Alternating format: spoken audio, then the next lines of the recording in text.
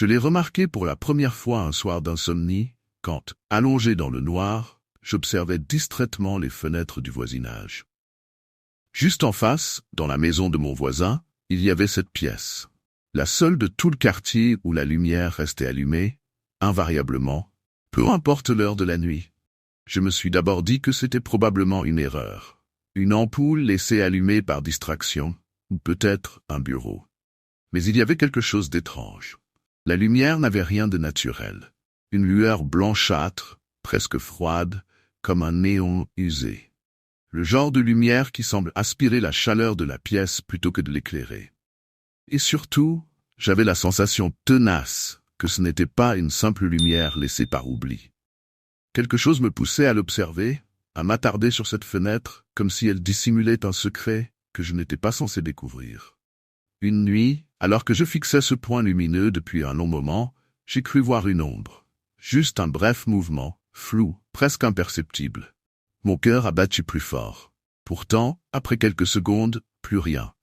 Pas de silhouette qui traverse la pièce, pas de rideau qui bouge. Le silence. Je me suis dit que j'avais peut-être rêvé, mais cette ombre me hantait. Je me suis surprise, les nuits suivantes, à revenir à cette fenêtre, à guetter un autre mouvement. Mais rien ne changeait, la lumière restait allumée, stable, implacable, comme un œil fixe. Les jours passaient, et malgré moi, je continuais à observer cette pièce. Au début, c'était par curiosité, une petite distraction nocturne pour me changer les idées. Mais petit à petit, cela s'est transformé en une sorte d'obsession. Un besoin pressant de comprendre ce qui se passait derrière cette fenêtre éclairée en permanence. À chaque fois que je passais devant ma propre fenêtre, mon regard se tournait automatiquement vers cette étrange lueur. J'attendais, espérant surprendre un mouvement, un indice qui me révélerait enfin la nature de ce mystère. Puis, une nuit, alors que je fixais encore cette lumière hypnotique, j'ai à nouveau aperçu une ombre. Ce n'était pas un rêve cette fois, j'en étais sûr. Quelque chose bougeait là-dedans, lentement, comme si quelqu'un ou quelque chose glissait à travers la pièce. Je me suis penché davantage, le cœur battant, les yeux plissés pour mieux distinguer les contours de cette silhouette floue. Pourtant, chaque fois que je croyais distinguer une forme, elle disparaissait aussitôt, me laissant seul face à cette lumière blanche et froide. Personne ne semblait entrer ou sortir de cette pièce, et aucun autre signe de vie n'y apparaissait. Juste cette lumière imperturbable et cette ombre insaisissable qui venait troubler mes nuits et hantait mon esprit. Plus je regardais, plus j'avais l'impression que cette pièce m'attirait, comme si elle cherchait à me révéler quelque chose. Une nuit, alors que je continuais mon étrange rituel d'observation, quelque chose d'inhabituel attira mon attention. La porte de la chambre était entrebâillée. Mon souffle se coupa. C'était la première fois que je voyais la porte ouverte. Je restais immobile, partagé entre l'envie de détourner les yeux et la curiosité morbide qui me poussait à regarder à l'intérieur. Lentement, je plissais les yeux pour discerner ce qu'il y avait dans l'obscurité au-delà de la porte. À travers la lumière blafarde, j'aperçus un décor qui me glaça le sang. Les murs étaient tapissés de photos, d'images accrochées en un désordre sinistre. Certaines montraient des visages inconnus, figés dans des expressions de peur ou de tristesse. D'autres, plus dérangeantes encore, semblaient avoir été prises sans que les gens s'en rendent compte, des moments volés de leur quotidien. Mais ce qui me paralysa, ce fut de reconnaître l'une des photos. C'était moi, prise depuis un angle que je ne reconnaissais pas, probablement depuis une rue près de ma maison.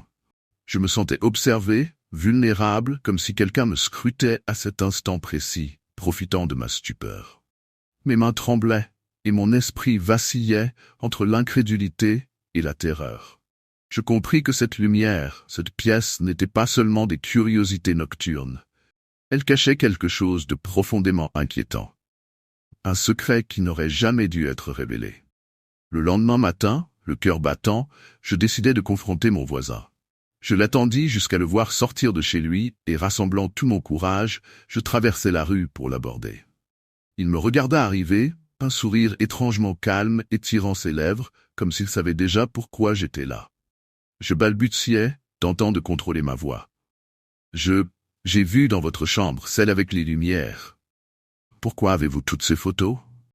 Et pourquoi y a-t-il une photo de moi?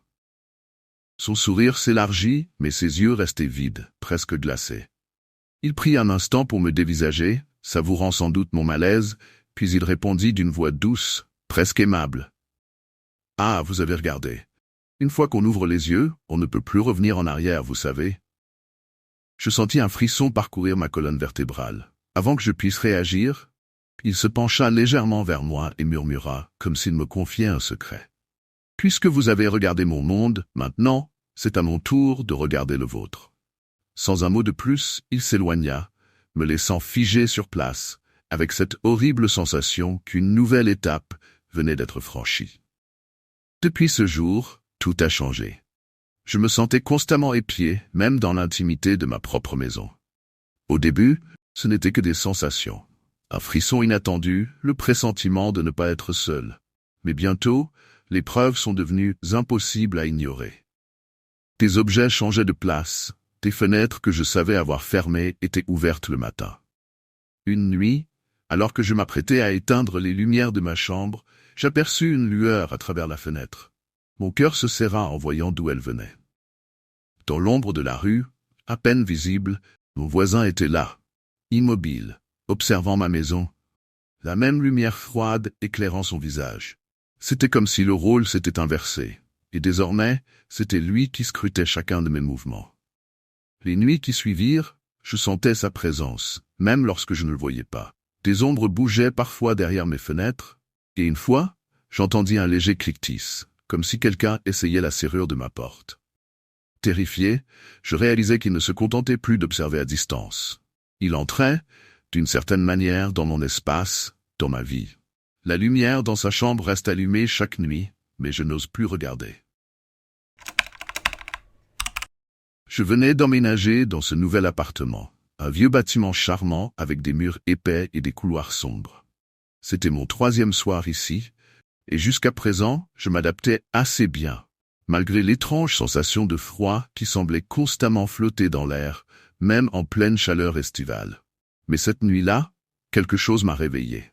J'ai d'abord pensé que c'était un rêve, mais le bruit était bien réel. J'ai entendu des pas lents, presque traînants, qui résonnaient lourdement dans le couloir juste derrière ma porte. J'étais allongé, figé, écoutant chaque son. Le silence de la nuit amplifiait ces bruits.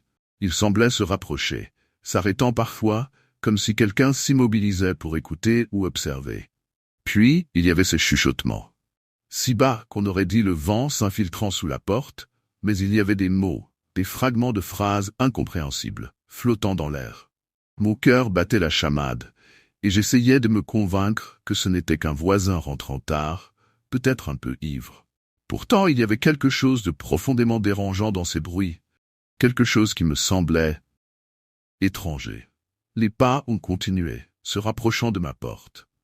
Puis, ils se sont arrêtés juste devant, et j'ai retenu mon souffle, priant pour ne pas entendre quoi que ce soit de plus. Après quelques secondes, le silence s'est installé, mais un silence lourd, étouffant, comme si l'air lui-même retenait son souffle. Le lendemain, encore perturbé par ce que j'avais entendu, j'ai décidé de parler avec mes voisins pour voir si d'autres avaient vécu la même chose. La plupart m'ont regardé avec des sourires polis, certains un peu gênés, comme si ce que je décrivais n'était qu'une exagération de mon imagination.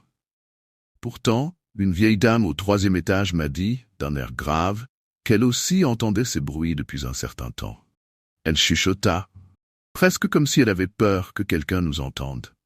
Il vaut mieux ne pas poser trop de questions, jeune homme. Dans ce bâtiment, certaines choses devraient rester dans l'ombre. Ces mots m'ont glacé le sang, mais j'étais trop curieux pour les ignorer. J'ai donc décidé d'aller voir le gardien, le soi-disant syndic du bâtiment, pour lui parler des événements étranges. Il était un homme d'apparence sévère, d'un âge indéterminé, et semblait ne jamais sourire. Lorsqu'il m'a accueilli dans son bureau exigu, j'ai directement évoqué les bruits, les pas traînants et les chuchotements. À ma grande surprise, il a semblé irrité par ma question, comme si elle le dérangeait profondément. Il m'a répondu d'une voix basse et tranchante. « Aucun employé ne travaille ici la nuit, monsieur. Les caméras de sécurité n'ont jamais capté aucun mouvement, pas une seule fois. Sa réponse était nette, définitive, comme s'il souhaitait clore le sujet immédiatement. Mais quelque chose dans son regard, une lueur de malaise, m'a laissé deviner qu'il savait plus qu'il ne voulait l'admettre. Malgré les mises en garde du syndic, ma curiosité m'a poussé à faire des recherches. Je suis rentré chez moi et j'ai commencé à fouiller dans mes affaires, à la recherche des documents de l'immeuble. J'ai découvert que le bâtiment avait une longue histoire, parsemée d'événements tragiques et de mystères non résolus.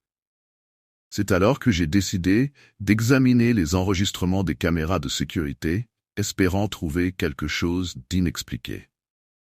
Je me suis rendu à la salle de surveillance, qui se trouvait au sous-sol, à côté d'un vieux local à poubelle. L'odeur d'humidité et de renfermé remplissait l'air.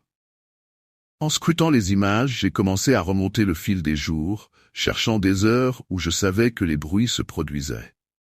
Au fil des vidéos, rien ne semblait anormal, jusqu'à ce que je tombe sur une séquence datée de plus d'1 an. L'image montrait clairement le syndic, en train de faire sa ronde. Il portait la même veste que celui que j'avais vu récemment, et il avait le même regard intense. Mais en scrutant la date en bas de l'écran, mon cœur s'est arrêté. La date était celle de son décès. Il était censé être mort depuis plus d'1 an. Mon esprit s'est embrouillé. Je ne comprenais pas. Comment pouvait-il apparaître sur ces vidéos? Mon estomac se nouait à mesure que je comprenais l'horreur de la situation. J'ai rapidement regardé d'autres séquences, et chacune d'elles montrait le même visage, le même homme, errant dans les couloirs sombres, comme s'il surveillait les lieux. Je n'étais pas seul dans cet immeuble.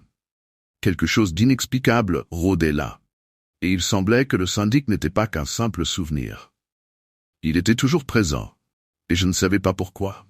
Après avoir découvert cette terrible vérité, la situation a pris une tournure cauchemardesque.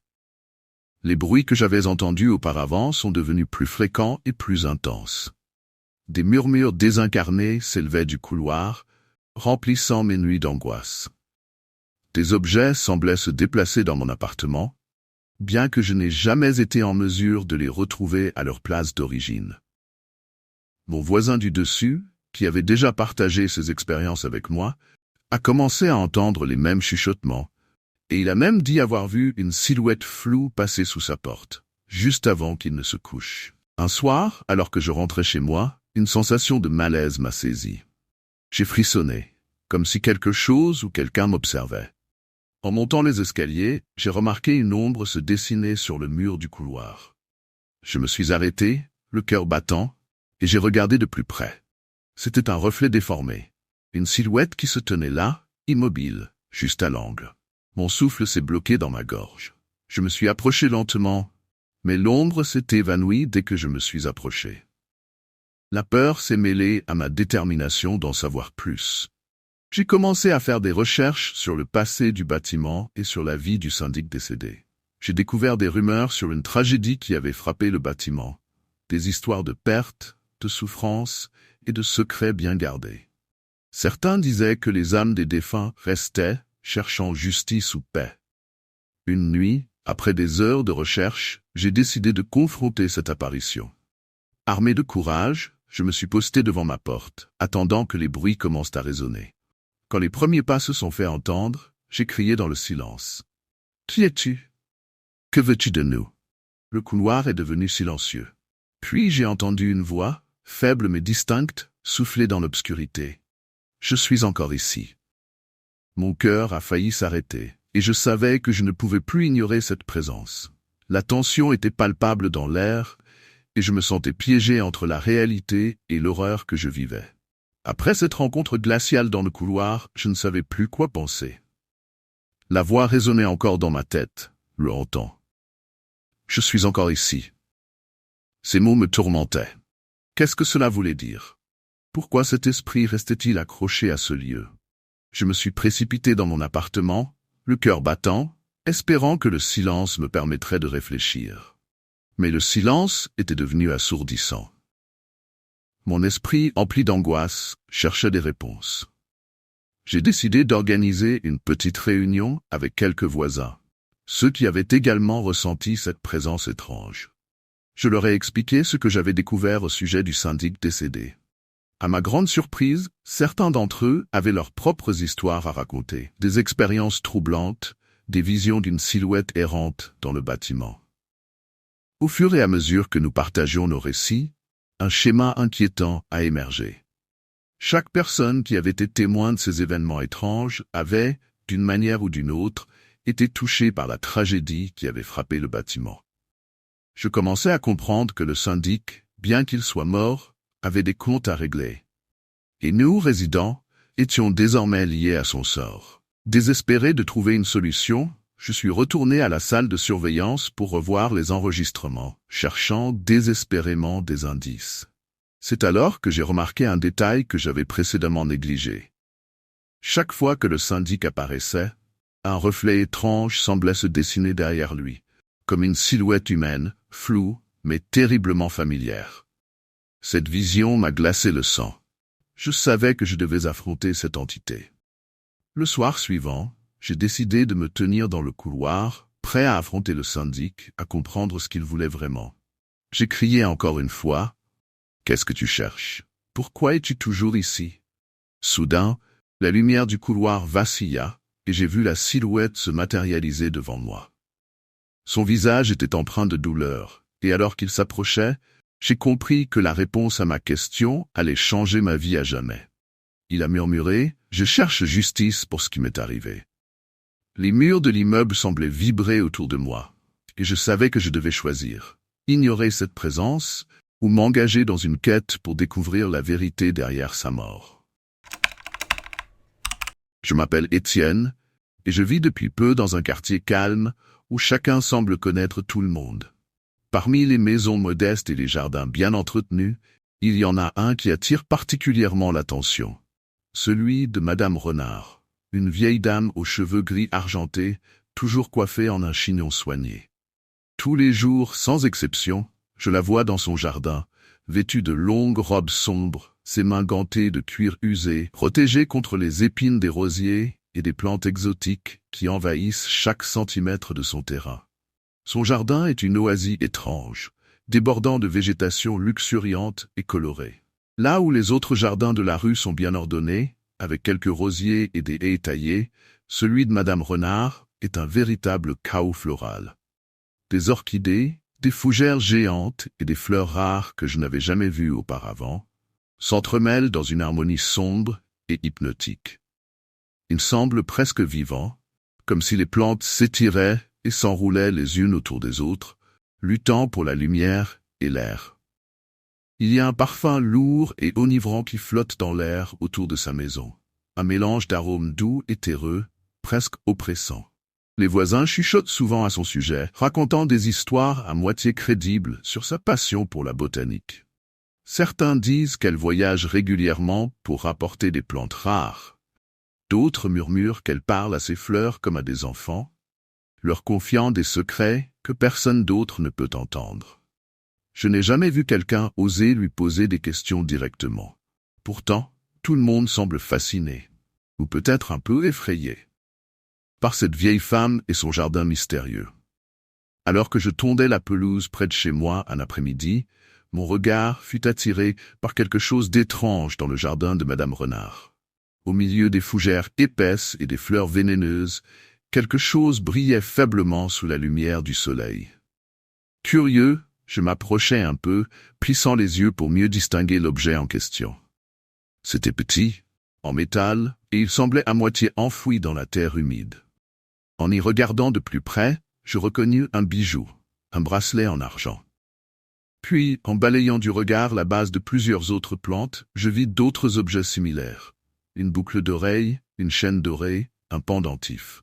Tous paraissaient anciens, sales et éparpillés autour des racines des plantes, comme s'ils faisaient partie du sol. Un frisson me parcourut l'échine, en me souvenant de certains voisins qui avaient déménagé brusquement, des familles qui avaient quitté le quartier sans laisser de traces. Je me souvenais particulièrement d'une femme disparue mystérieusement il y a quelques années, dont le visage souriant avait orné les affiches de recherche pendant des mois. En regardant ces bijoux éparpillés, je sentis une boule d'angoisse grandir en moi. Que faisaient ces objets ici, mêlés aux racines des plantes?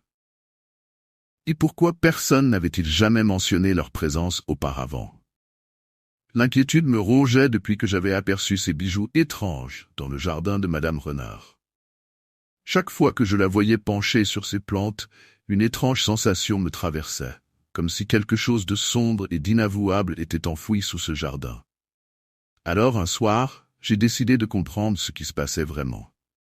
Je me suis posté discrètement à la fenêtre, observant chaque geste de Madame Renard. Elle déplaçait la terre avec une lenteur cérémonieuse, arrosant chaque plante avec une attention presque religieuse. Ce qui m'a frappé, c'était son regard. Un éclat glacé, presque inquiétant, quand elle caressait les feuilles ou parlait doucement à ses fleurs. C'était comme si elle leur racontait des secrets, des confidences que personne d'autre ne devait entendre. Plus les jours passaient, plus mon obsession grandissait. J'ai commencé à chercher des informations sur les anciens voisins disparus, rassemblant des souvenirs et des histoires racontées par les habitants du quartier. Mais chaque fois que je passais devant le jardin, Madame Renard semblait me surveiller du coin de l'œil, comme si elle sentait que j'étais sur le point de découvrir quelque chose que je n'aurais jamais dû savoir. Un soir, ne pouvant plus supporter le mystère, et poussé par une audace que je ne me connaissais pas, j'ai décidé d'agir. Alors que la nuit était tombée et que le quartier était plongé dans le silence, j'ai discrètement franchi la clôture de Madame Renard. Mon cœur battait à tout rompre, mais la curiosité l'emportait sur la peur. À la lueur de ma lampe de poche, j'ai commencé à fouiller la terre autour des plantes, là où j'avais aperçu les bijoux. Mes doigts tremblaient.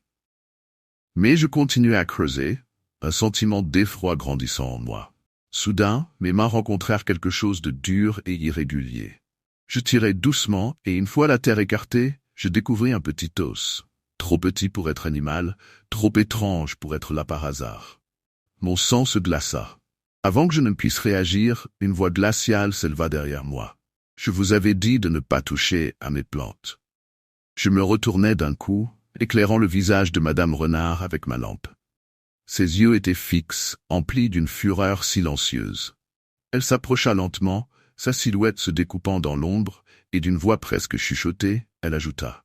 « Si vous continuez, vous finirez par nourrir mon jardin, vous aussi. » Terrifié et complètement paralysé, je fixais Madame Renard, incapable de prononcer le moindre mot. Son regard perçant semblait sonder mon âme, comme si elle savourait ma peur. Finalement, dans un élan de panique, je lâchai l'os, reculai lentement et m'enfuis en trébuchant dans l'obscurité, sans jamais me retourner. Depuis cette nuit-là, un sentiment oppressant pèse sur moi. Je me sens constamment observé. Parfois en sortant de chez moi, j'aperçois Madame Renard debout dans son jardin, ses yeux rivés sur moi avec un léger sourire. Elle ne dit rien, mais je comprends l'avertissement silencieux. Je suis surveillé. Et un faux pas pourrait sceller mon sort. Le mystère du jardin de Madame Renard est resté enfoui, tout comme les sombres secrets que cache sa terre. Je n'en ai jamais parlé à personne, mais chaque fois que je passe devant son jardin, je ressens ce même frisson glacé, cette peur viscérale que peut-être, un jour, je pourrais être le prochain à disparaître sans laisser de traces, absorbé par les racines de ces plantes étranges. Nous venions à peine de nous installer dans notre nouvelle maison. C'était un quartier tranquille, avec des jardins bien entretenus et des rues bordées d'arbres qui se teintaient d'orange à l'automne.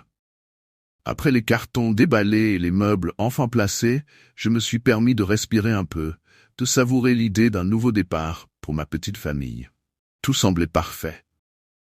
Cependant, très vite, quelque chose a attiré mon attention. La maison d'à côté paraissait inhabitée. Les volets étaient fermés, la peinture s'écaillait, et le jardin était envahi par des herbes hautes et des buissons non taillés. Pourtant, il y avait une particularité qui me mettait mal à l'aise. Au dernier étage, dans ce qui semblait être le grenier, une petite fenêtre restait constamment entrebâillée. Chaque fois que je passais devant cette maison, que ce soit en journée ou en pleine nuit, cette même fenêtre était toujours légèrement ouverte, comme une invitation silencieuse mais inquiétante. Au début, j'ai essayé de l'ignorer, me disant que c'était probablement un détail insignifiant. Peut-être une fenêtre coincée, laissée ainsi par d'anciens propriétaires avant qu'ils ne déménagent. Mais avec le temps, cette petite ouverture est devenue une obsession. Je la regardais chaque fois que je sortais de la maison ou que je rentrais.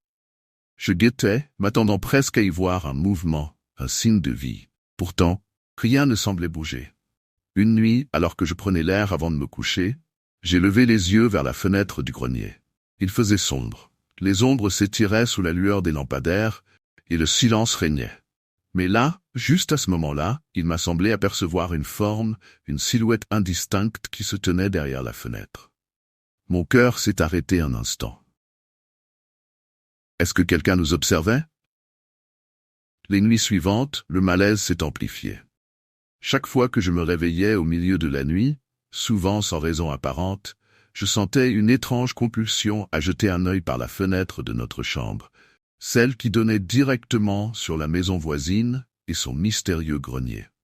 À chaque fois, cette même silhouette semblait se tenir là, derrière la vitre entrebâillée. Elle ne bougeait pas, ne clignait pas des yeux, comme une présence immobile qui absorbait toute lumière. Son contour était flou, presque éthéré, mais je savais qu'elle était bien là. Ma femme, quant à elle, m'a surpris une nuit en train de fixer la maison dans l'obscurité. Elle a ri doucement, me demandant si je devenais paranoïaque, mais quelque chose dans son sourire trahissait une nervosité qu'elle tentait de dissimuler. Elle avait aussi vu quelque chose, j'en étais certain. Ce n'était pas une simple coïncidence. Notre enfant a commencé à en parler aussi. Une nuit, alors que je le bordais, il a murmuré, presque innocemment, « Papa, il y a quelqu'un qui nous regarde de là-haut. » Mon sang s'est glacé. Il décrivait la silhouette avec des détails troublants. Il n'a pas de visage, mais je sais qu'il nous voit. Sa voix tremblait un peu et j'ai tenté de le rassurer, mais au fond de moi, je sentais monter une peur primitive. À mesure que les jours passaient, cette présence devenait insupportable. Ce n'était plus simplement une curiosité morbide. C'était comme si une force invisible pesait sur notre maison, sur chacun de nos gestes. La nuit, même sans regarder, je sentais son regard. Il pénétrait les murs, les fenêtres, et semblait nous suivre partout. Au bout de quelques semaines, cette tension était devenue insoutenable. Ma femme et moi ne pouvions plus ignorer les murmures persistants de nos voisins à propos de la maison d'à côté. Un jour, en passant devant la maison d'un des anciens résidents du quartier, j'ai décidé de briser le silence et de lui poser la question. « La maison à côté de chez nous, elle appartient à qui ?» ai-je demandé, en essayant de paraître détaché. Le visage de l'homme a changé instantanément. Son expression s'est assombrie et il a détourné les yeux, comme si le simple fait d'évoquer cette maison éveillait en lui des souvenirs désagréables. Il m'a regardé longuement avant de murmurer d'une voix grave. « Cette maison, elle est vide depuis bien longtemps. » J'ai hésité, sentant une vague de froid traverser mon corps. Pourtant, on dirait que quelqu'un y vit. Je crois qu'il y a quelqu'un dans le grenier. Je vois souvent une silhouette derrière la fenêtre. Il a secoué la tête, l'air troublé. Vous devriez éviter de la regarder. C'est un endroit que personne n'ose approcher, surtout le grenier. Il y a des années, certains ont essayé d'y entrer, pensant y trouver des réponses. Mais ils n'ont jamais été les mêmes après ça. Sa voix s'était abaissée, comme s'il craignait que quelqu'un ou quelque chose puisse l'entendre. Je sentais mon cœur battre de plus en plus fort. Chaque mot résonnait en moi comme une mise en garde. « Qu'est-ce qui se passe là-bas » L'homme a simplement secoué la tête, refusant de me donner plus de détails. « Si vous tenez à votre famille, ne tentez pas de comprendre. Et surtout, ne laissez jamais cette maison vous attirer. Elle prend ceux qui s'y aventurent. » Une nuit, alors que l'atmosphère dans notre maison était devenue pesante, quelque chose en moi a craqué. Je ne pouvais plus rester inactif. L'angoisse qui me rongeait m'a poussé à agir. J'avais besoin de découvrir la vérité sur cette maison, sur ce qui se cachait derrière cette fenêtre entrebâillée et cette silhouette qui m'observait. Je savais que ma femme et mon enfant avaient peur, mais je devais faire face à cette menace qui s'étendait sur notre vie. En prenant une lampe de poche, j'ai décidé de me rendre dans la maison voisine. La nuit était d'un noir d'encre, et chaque pas sur le trottoir me semblait résonner comme un cri dans le silence. En arrivant devant la maison, j'ai hésité un instant, la main suspendue au-dessus de la porte. La maison semblait avoir une vie propre, comme si elle respirait, et je pouvais sentir un frisson de terreur m'envahir. Mais l'appel de l'inconnu était trop fort. La porte était légèrement entr'ouverte, comme si elle m'invitait à entrer. J'ai poussé la porte, et un grincement strident a résonné dans le hall d'entrée sombre. L'air à l'intérieur était froid, presque glacial, et une odeur de moisissure et de poussière m'a frappé. Je suis monté lentement les escaliers, chaque marche craquant sous mon poids, émettant des bruits qui semblaient résonner dans l'obscurité comme un avertissement. En atteignant le grenier, j'ai senti mon cœur s'accélérer. La lumière de ma lampe de poche dansait sur les murs, révélant des ombres inquiétantes. J'ai avancé, déterminé, jusqu'à ce que je me retrouve face à la fenêtre. C'était là, à quelques centimètres de moi, cette ouverture mystérieuse. Et en la regardant, j'ai eu l'impression que quelque chose se mouvait à l'intérieur. Je me suis penché en avant, prêt à voir ce qui se cachait derrière cette obscurité. Quand soudain, un souffle glacial a caressé ma nuque, me faisant frissonner. Je me suis retourné brusquement, mais il n'y avait rien, juste le vide. Pourtant, ce vide était chargé d'une présence palpable, presque oppressante. Mon regard est retourné vers la fenêtre. En la scrutant, j'ai vu notre maison. Mais quelque chose n'allait pas. Les murs étaient déformés, les lumières scintillaient dans un rythme erratique, et des ombres passaient devant les fenêtres. C'était comme si ce que je voyais n'était pas notre maison, mais un reflet d'un cauchemar. Je me suis senti attiré, comme si la maison elle-même me voulait. Une voix murmurante, douce mais terrifiante, a résonné dans mon esprit. « Viens, reste avec nous. » Dans cet instant de lucidité, j'ai compris que j'étais sur le point de franchir une ligne dont je ne pourrais pas revenir. Je reculai instinctivement, et à ce moment-là, la fenêtre se referma brusquement, me plongeant dans l'obscurité. Paniqué, je suis descendu les escaliers en courant, le cœur battant à tout rompre. La peur avait pris possession de moi, et je savais que je ne pouvais pas rester là une seconde de plus. Je suis sorti de la maison, le souffle court, le froid nocturne me frappant au visage. J'avais besoin de parler à ma femme, de la prévenir de ce que j'avais vu, de ce que je n'aurais jamais dû chercher. En rentrant chez nous, je l'ai trouvée dans le salon, les yeux rivés sur la fenêtre. Elle semblait perdue dans ses pensées, mais j'ai vu la peur se dessiner sur son visage lorsqu'elle m'a vu entrer. « Tu as été où ?» a-t-elle demandé, son ton trahissant une inquiétude grandissante. J'ai pris un moment pour me reprendre avant de lui raconter ce qui venait de se passer, chaque détail troublant de mon expérience dans le grenier de la maison voisine. Quand j'ai mentionné la voix, ses yeux se sont élargis et elle a commencé à trembler. « Je crois que j'ai aussi entendu des choses, » a-t-elle murmuré. Parfois, la nuit, j'entends des chuchotements, comme si quelqu'un appelait à l'aide. Je pensais que c'était juste mon imagination. Nous avons décidé de ne pas rester seuls cette nuit-là. Nous avons verrouillé toutes les portes et fenêtres, comme si cela pouvait nous protéger de cette présence invisible. Mais en essayant de trouver le sommeil, les murmures se sont intensifiés. Ils semblaient s'infiltrer dans notre maison, résonnant dans chaque recoin. J'ai commencé à avoir l'impression qu'ils venaient de la maison d'à côté, des échos lointains qui nous envahissaient. Le lendemain matin, j'étais déterminé à parler à nos voisins à propos de ce qu'ils savaient. Mais en sortant, j'ai découvert une chose encore plus troublante. Les fenêtres de la maison voisine étaient fermées, comme si elles avaient été scellées pour de bon. Il n'y avait aucun signe de vie, juste un silence pesant. Je suis retourné chez moi, le cœur lourd. Je savais que quelque chose de maléfique se cachait là-bas, quelque chose que nous n'avions pas compris. C'est alors que j'ai pris conscience de l'avertissement de l'homme du quartier. Ceux qui s'y aventurent ne reviennent jamais les mêmes. Cette phrase résonnait dans ma tête, et une seule pensée m'assaillait. Que faire pour protéger ma famille de cette maison, de cette ombre qui, lentement mais sûrement, semblait vouloir nous engloutir? Je m'appelle Carla, et je vis seule dans un petit appartement au 3e étage d'un immeuble assez calme. Ici, les nuits sont paisibles, presque trop silencieuses. Depuis que j'ai emménagé, je n'ai jamais eu de problème avec mes voisins. Pas de disputes, pas de bruit suspect, juste le quotidien monotone d'une ville ordinaire. Jusqu'à cette nuit. Il devait être aux alentours de 23 heures quand mon téléphone a sonné pour la première fois.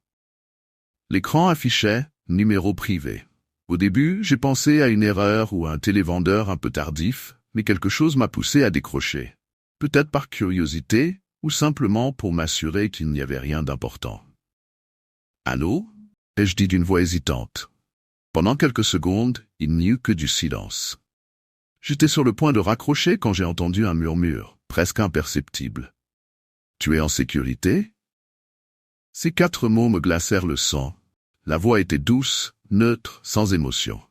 Elle ne semblait ni masculine ni féminine, mais elle avait un ton dérangeant, comme si celui ou celle à l'autre bout du fil savait quelque chose que je ne savais pas. « Qui est-ce » ai-je demandé, la gorge nouée, aucune réponse. Juste un souffle léger avant que l'appel ne soit coupé. Je suis resté immobile, le téléphone encore à l'oreille, incapable de comprendre ce qui venait de se passer. Pourquoi quelqu'un poserait une question pareille? Et surtout, comment connaissait-il mon numéro? J'ai secoué la tête, tentant de me convaincre que c'était un simple canular. Pourtant, je ne pouvais pas me débarrasser de cette sensation d'inquiétude sourde qui montait en moi. Comme si ce coup de fil n'était que le début de quelque chose de bien plus sombre. Avant de me coucher, j'ai vérifié 2 fois la porte d'entrée, m'assurant qu'elle était bien verrouillée. Puis, par précaution, j'ai fermé toutes les fenêtres, même celles qui donnaient sur la cour intérieure. Je me sentais ridicule d'agir ainsi, mais ce murmure résonnait encore dans ma tête, incapable de se taire. Cette nuit-là, j'ai dormi d'un sommeil agité, guettant le moindre bruit. Le téléphone posé à côté de moi sur la table de chevet, l'écran noir et silencieux, semblait attendre lui aussi. Le lendemain matin, j'ai essayé de chasser cette étrange sensation, me disant que ce n'était qu'un canular sans importance. Mais quelque chose avait changé en moi. Chaque bruit anodin, le grincement du plancher, le bourdonnement du frigo, semblait amplifié, comme si tout dans l'appartement devenait une menace potentielle. Pendant la journée, j'ai été constamment distraite, jetant des coups d'œil à mon téléphone, redoutant une nouvelle sonnerie. Quand la nuit est tombée, j'ai allumé toutes les lumières, espérant que la clarté dissiperait l'angoisse qui grandissait en moi. Mais à 23 heures précises, comme si quelqu'un surveillait mes moindres gestes, le téléphone a de nouveau sonné. Numéro privé. J'ai hésité une seconde, mon cœur battant si fort que j'en avais mal à la poitrine, puis j'ai répondu. Allô, le même silence pesant, et puis ce même murmure. Tu es en sécurité? Cette fois je sentais une pointe de sarcasme, comme si la voix se délectait de mon malaise. Je n'ai rien dit. J'ai attendu que l'appel se coupe, le souffle court. Le lendemain, incapable d'ignorer l'angoisse qui me rongeait, j'ai décidé de parler à Georges, mon voisin du dessous. C'était un homme discret, d'une 40aine d'années, que je croisais rarement.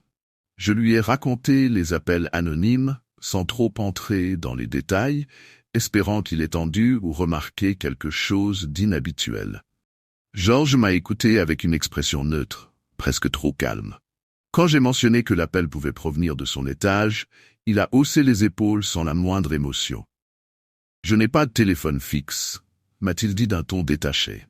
« Et je n'ai jamais donné mon numéro à personne. » Sa réponse ne m'a pas rassuré. Il semblait sincère, mais quelque chose clochait, une étrange froideur dans son attitude, comme s'il ne se sentait pas concerné par ce que je venais de lui raconter. Cette nuit-là, les appels ont continué, toujours à la même heure.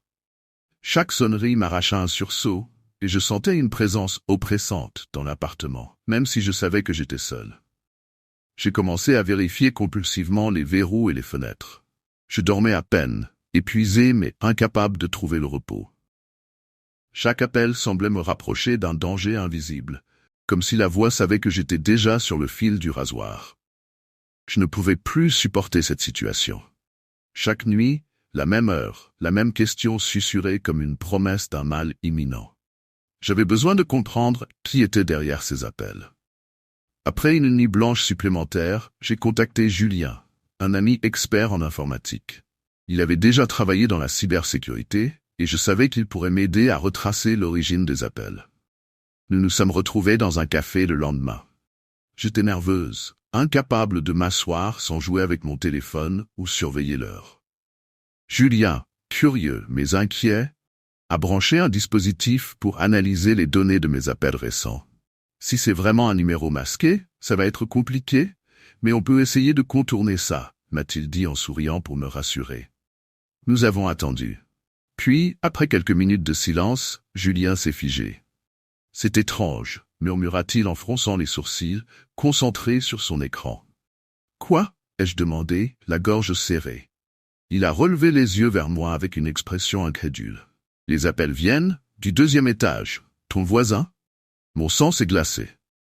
George. Comment cela pouvait-il être possible? Il m'avait juré qu'il n'avait pas de téléphone. Chaque fibre de mon corps voulait rejeter cette révélation, mais les faits étaient là, indiscutables.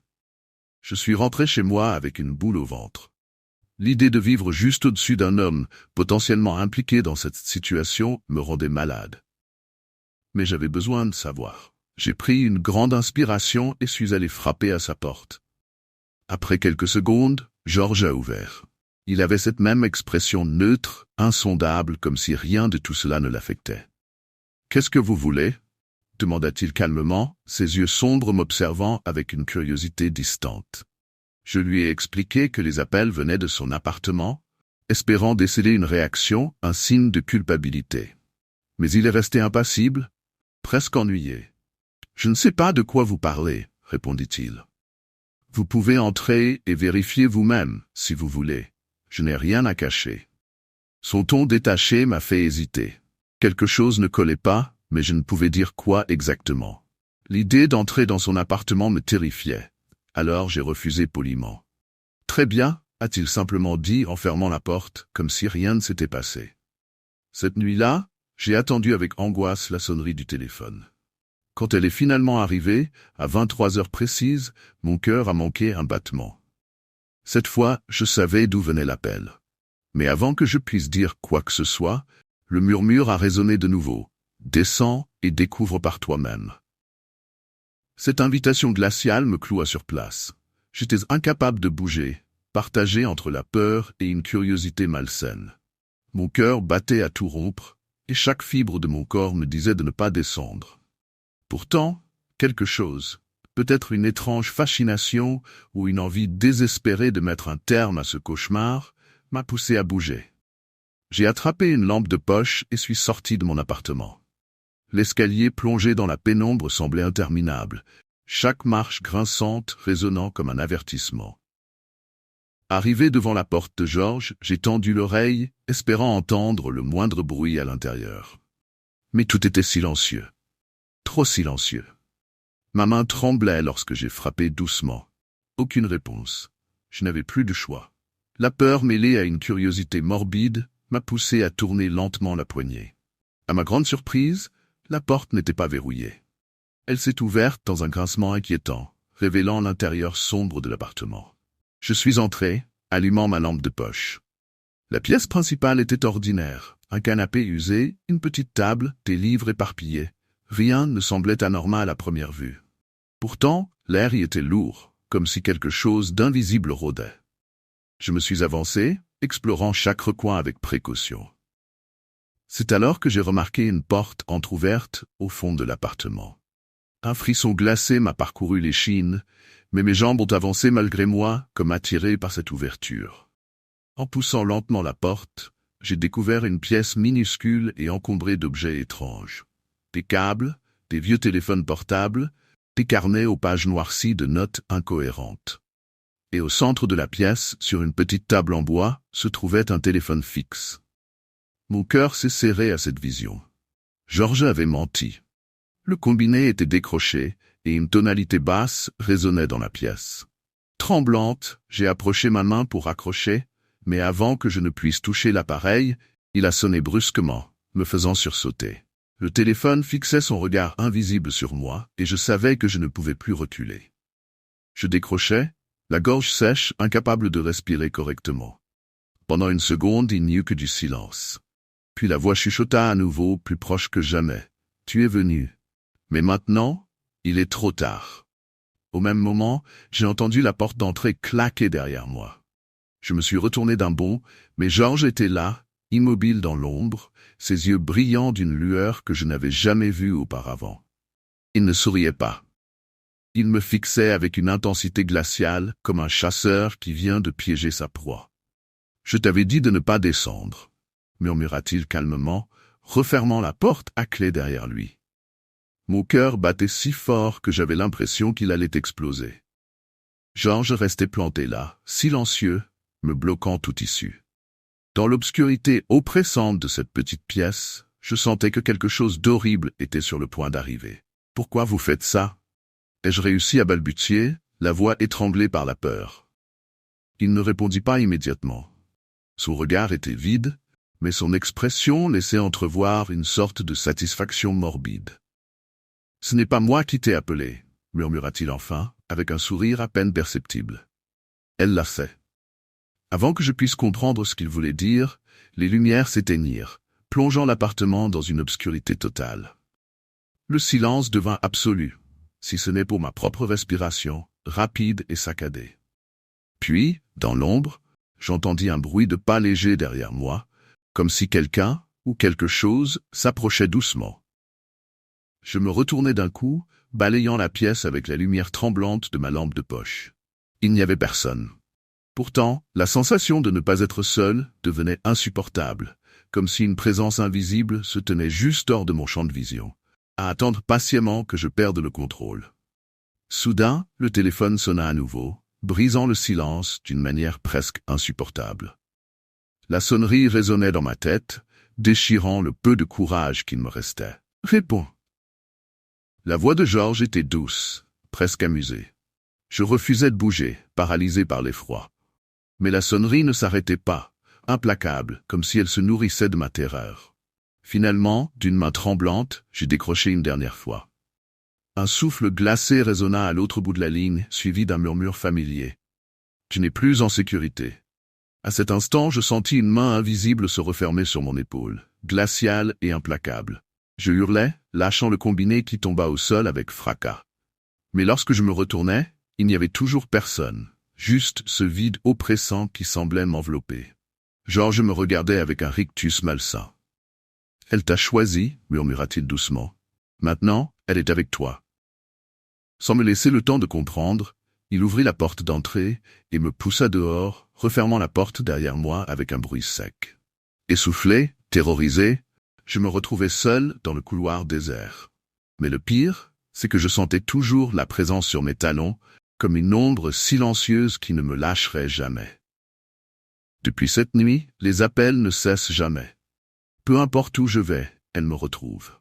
À chaque nouveau numéro privé, je sais que c'est elle. Et à chaque fois que je décroche, la même question résonne dans le silence. Tu es en sécurité? Et je sais, au plus profond de moi, que la réponse est toujours la même. Non. Tout a commencé de manière anodine, presque banale. Un matin, en descendant chercher le courrier, j'ai trouvé une enveloppe blanche sans nom ni timbre. Je me suis dit que c'était probablement une publicité ou un flyer déposé à la main, mais quelque chose dans cette enveloppe m'a intrigué. Elle était soigneusement pliée, sans aucune trace d'usure. Par curiosité, je l'ai ouverte. À l'intérieur, une simple feuille avec une phrase écrite à la main, « Joli pull bleu hier ». Rien d'autre, juste cette phrase. Sur le moment, je n'y ai pas prêté grande attention. Je portais effectivement un pull bleu la veille, mais cela aurait très bien pu être une coïncidence. Peut-être une farce d'un voisin ennuyeux ou d'un enfant du quartier. J'ai froissé la feuille et je l'ai jetée sans y réfléchir davantage. Ce n'était qu'une plaisanterie, rien de plus. Les jours suivants, je suis retourné à ma routine habituelle. Métro, boulot, quelques courses et des soirées à traîner sur Internet. Mais quelques jours plus tard, une deuxième lettre est apparue. Encore une enveloppe blanche, sans timbre, sans adresse. Cette fois-ci, le message était plus troublant. Ton café préféré, toujours à 8h15. Avec 2 sucres, n'est-ce pas? Mon cœur a raté un battement. Comment pouvait-il savoir ça? Effectivement, je prenais toujours mon café à la même heure chaque matin dans le petit bistrot en bas de chez moi. Et oui, toujours avec 2 sucres. Un détail anodin, mais personnel. J'ai regardé autour de moi mal à l'aise. Quelqu'un m'observait-il en ce moment même? J'ai balayé la rue du regard, mais rien d'inhabituel. Les passants pressés, le bruit des voitures, la vie qui suivait son cours. Pourtant, cette lettre a planté une graine de doute dans mon esprit.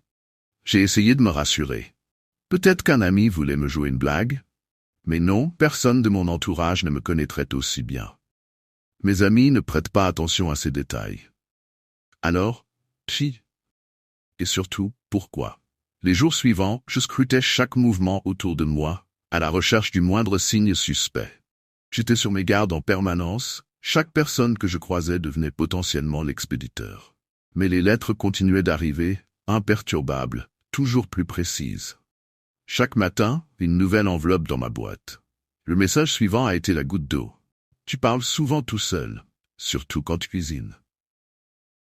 Là, j'ai vraiment paniqué. Ce n'était plus une simple farce. Quelqu'un m'espionnait, depuis chez moi. J'ai commencé à vérifier chaque pièce, chaque recoin.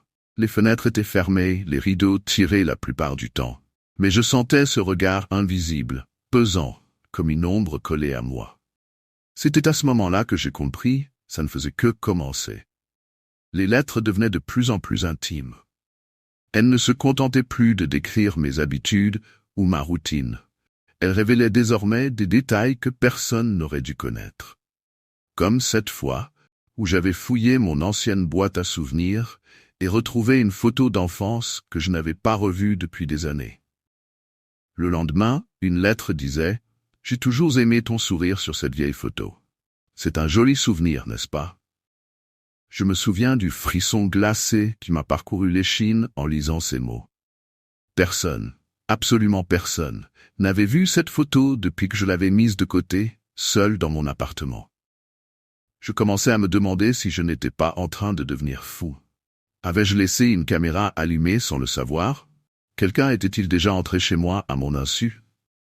J'ai immédiatement changé les serrures et installé des caméras de surveillance à l'entrée et dans le salon. Mais rien d'anormal n'apparaissait.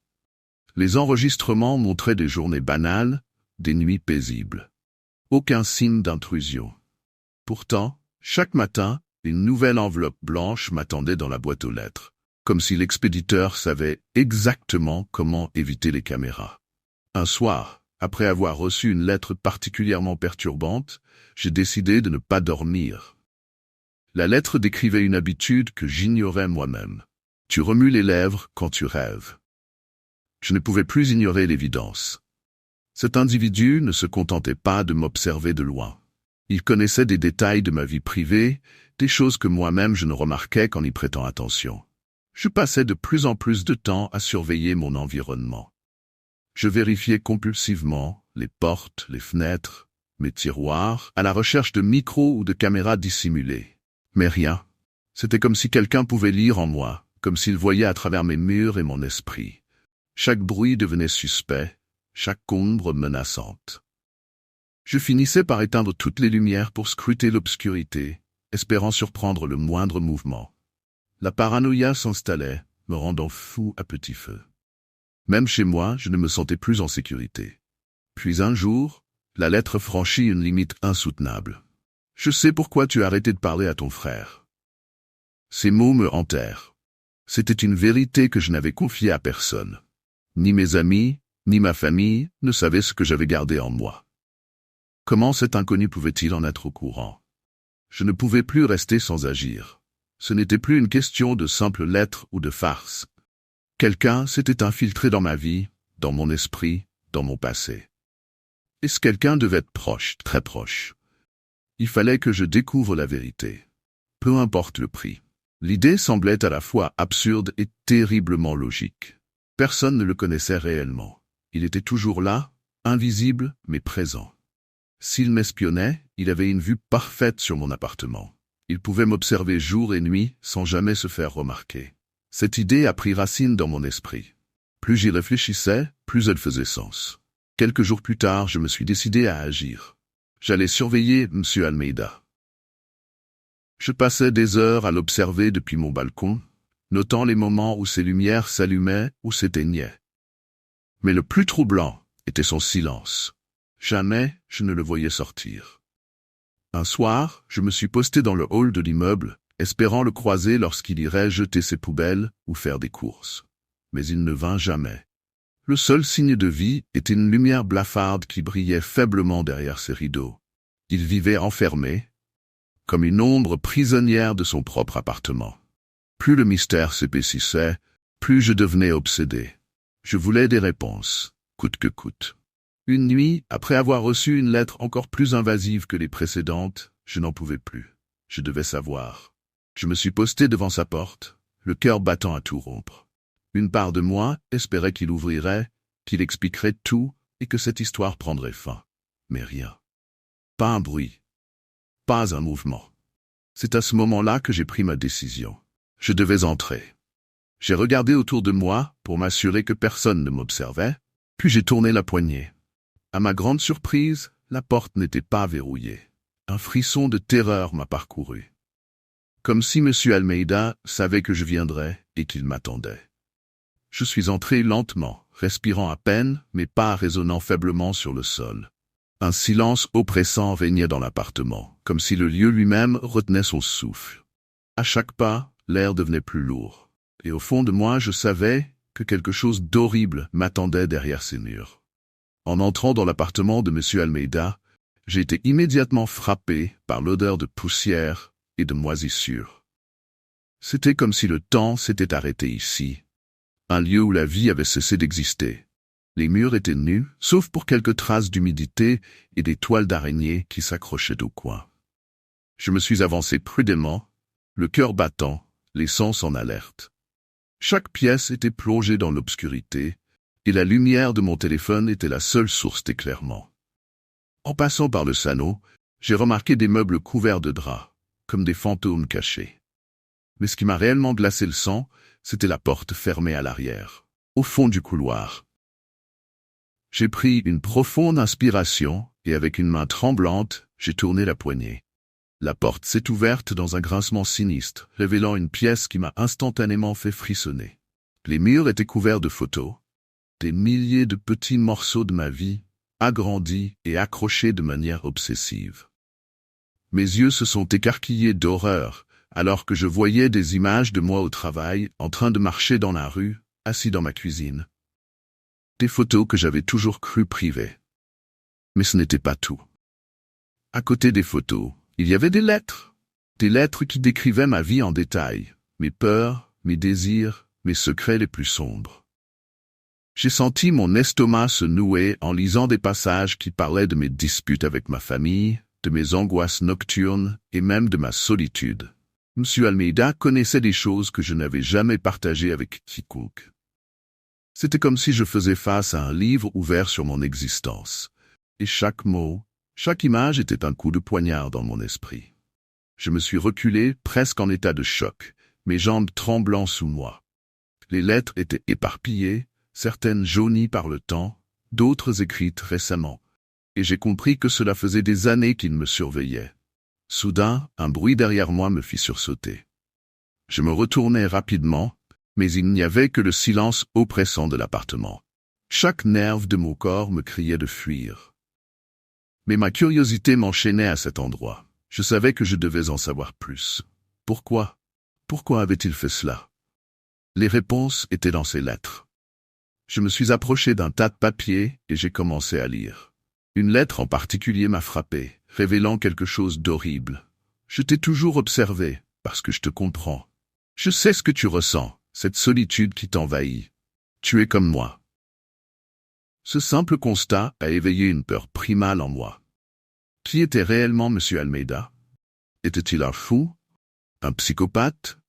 Et surtout, pourquoi semblait-il croire que nous partagions un lien? Les murs de cette pièce n'étaient pas seulement des témoins de mon existence, mais des murs d'un piège inextricable, construit autour de ma vie. Alors que je continuais à fouiller les lettres, un sentiment de désespoir et de rage m'envahit. Je n'étais pas seulement observé, j'étais un sujet d'étude, un projet pour lui. Mais à ce moment, je savais que je ne pouvais plus rester ici. Je devais sortir, trouver un moyen d'échapper à cette folie avant qu'il ne soit trop tard. Le désespoir s'était transformé en une terreur sourde alors que je réalisais l'ampleur de l'obsession de M. Almeida. Mes mains tremblaient alors que je rangeais hâtivement les lettres, mon esprit tourbillonnant d'émotions contradictoires. Je savais que je ne pouvais plus rester dans cette pièce. Je devais fuir avant que l'ombre de cet homme ne s'éveille derrière moi. Mais alors que je tournais les talons, la porte se referma en un claquement sourd. Un frisson glacial m'envahit. Je me retournai lentement pour voir M. Almeida se tenant là, figé dans l'embrasure de la porte, ses yeux sombres et inexpressifs rivés sur moi. C'était comme s'il était apparu de nulle part, un spectre de ma propre création. « Je t'attendais, » dit-il d'une voix douce presque rassurante. « Je savais que tu viendrais. » Ces mots résonnaient comme un écho lugubre dans l'espace confiné de la pièce. Un mélange de peur et de curiosité s'empara de moi, tandis que je réalisais à quel point il avait été minutieux dans ses préparatifs. « Pourquoi ? Pourquoi m'as-tu suivi ?» Je tentais de garder ma voix ferme, mais elle trahissait une certaine anxiété. Je reculais lentement, cherchant une issue, mais chaque mouvement me rapprochait davantage de la réalité de sa présence. « Parce que je comprends ce que tu ressens, » répondit-il, ses yeux s'illuminant d'une lueur étrange. « Nous sommes semblables. Tu as peur d'être seul, tout comme moi. J'ai vu en toi ce que j'étais autrefois. » Ces mots étaient empreints d'une logique tordue qui me laissait perplexe. Comment pouvait-il penser que nous avions quoi que ce soit en commun? Mon cœur battait la chamade alors que je scrutais la pièce à la recherche d'une sortie. Mais il était là, comme un prédateur, observant chaque mouvement, chaque battement de mon cœur. Je réalisais que M. Almeida ne se contentait pas d'être un observateur. Il était également un manipulateur, un homme qui jouait avec mes peurs pour m'asservir à sa volonté. « Tu n'as pas besoin d'avoir peur de moi, » ajouta-t-il. Un sourire énigmatique se dessina sur ses lèvres. « Je veux simplement t'aider. Nous pourrions être si proches, toi et moi. » Il s'avança d'un pas, et l'air devint suffocant. J'avais l'impression d'être piégé dans un filet dont je ne pouvais me libérer. « Tu es malade !» criai-je, le désespoir me donnant du courage. « Je ne veux rien avoir à voir avec toi. » Mais mes paroles semblaient glisser sur lui comme l'eau sur un canard. Il ria légèrement, un son qui vibrait d'une froideur meurtrière. Je savais que je devais agir avant qu'il ne s'approche encore plus. J'ai couru vers la fenêtre, mais c'était un appartement du rez-de-chaussée. Je pouvais entendre son rire derrière moi, me suivant, se moquant de ma tentative désespérée de m'échapper. Avec une détermination féroce, je me suis retourné, prêt à affronter mon observateur. « Je ne suis pas comme toi. » Je l'ai crié, puis j'ai cherché quelque chose à utiliser comme arme. Mes yeux ont attrapé un vieux vase sur une étagère. Je l'ai saisi, brandissant l'objet de terreur entre nous. « Tu as tort, » répondit-il, imperturbable, alors qu'il s'approchait encore, ses mouvements calculés. « Nous sommes tous les deux seuls dans ce monde. Je peux t'aider à ne plus l'être. » Sa voix douce, presque mélodieuse, était déconcertante. Mais je savais que la seule façon de sortir de cette situation était de prendre un risque. Je l'ai menacé avec le vase, chaque muscle tendu, prêt à agir. « Recule !» ordonnai-je, ma voix plus forte maintenant. Il s'arrêta un instant, surpris, avant que son sourire ne se transforme en une expression de déception. « Tu ne comprends pas, » murmura-t-il, l'ombre de la folie dans ses yeux. « C'est toi qui m'as obligé à faire tout ça. Mais je vais t'aider. Je vais te montrer la vérité. » Soudain, il se précipita vers moi. Dans un acte désespéré, je balançai le vase, frappant sa tête avec fracas. L'instant de choc fut suivi d'un silence lourd. Il tomba au sol, inconscient, et je me précipitai vers la sortie. Je n'avais pas le temps de réfléchir. Mon cœur battait la chamade alors que je sortais de l'appartement, mes pensées en désordre, conscient que ce n'était pas la fin. Je ne pouvais pas rester ici. L'obsession de M. Almeida m'avait piégé. Mais je devais fuir. Fuir avant qu'il ne se réveille et que le véritable cauchemar ne commence. Salut tout le monde, j'espère que vous avez kiffé les histoires d'aujourd'hui. Si c'est le cas, pensez à mettre un pouce bleu et à vous abonner à la chaîne pour ne rien manquer. Dites-moi en commentaire quelle histoire vous avez préférée ou ce qui vous a le plus marqué. J'adore savoir ce que vous en pensez. Et avant de partir, n'oubliez pas de jeter un œil aux vidéos qui apparaissent à l'écran. Vous allez sûrement adorer. Merci d'avoir regardé et à la prochaine.